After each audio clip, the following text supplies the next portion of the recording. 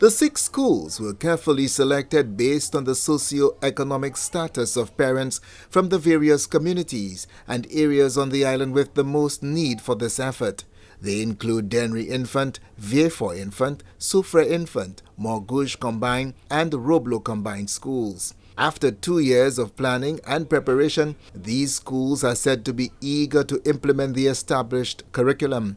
They all received plaques at the ceremony to install at their various institutions. The experimental pre-K program will initiate corrective measures to address the gaps that put children at an even greater disadvantage when they join kindergarten, according to Selma Bisset, who is the acting national coordinator for the OECS PEARL.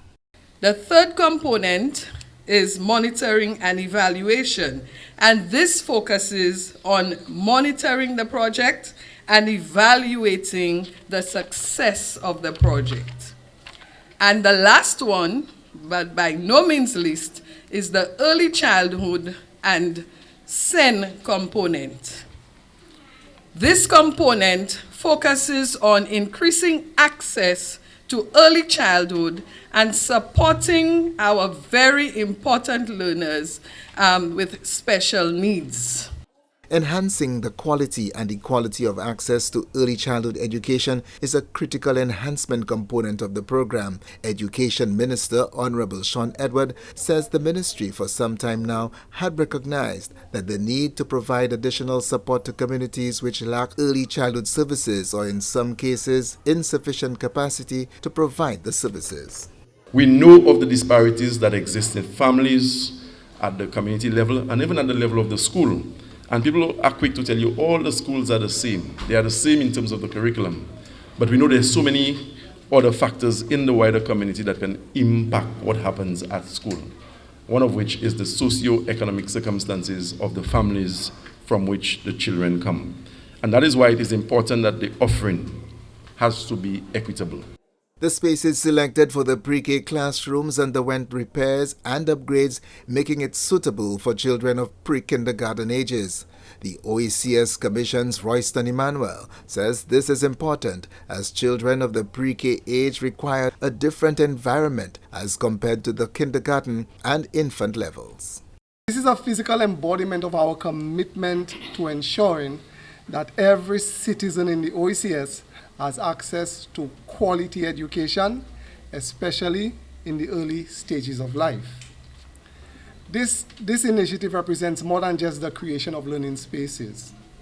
It's a deliberate move to converge early childhood education with special needs education, underscoring our dedication to inclusivity and diversity in learning. Parliamentary Representative for Dennery South, Honorable Alfred Prosper, expressed his thanks for the establishment of a pre-K classroom in his constituency. Ahead of the unveiling of a plaque to mark the commencement of the initiative at the Dennery Infant School, the Agriculture Minister also commended another aspect of the OECS PEARL that will see the revision of the primary school curriculum.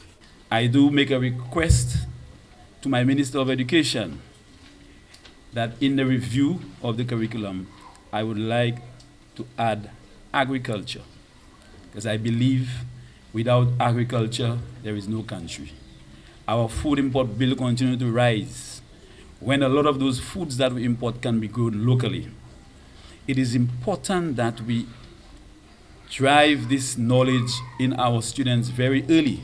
The OECS Programme for Educational Advancement and Relevant Learning, OECS PEARL, a 4-year initiative executed across the Sub-Regional Alliance, aims to increase equity, access, and the standard of education in all member states. The OECS PEARL is funded by the Global Partnership for Education, GPE, to the tune of some $10 million.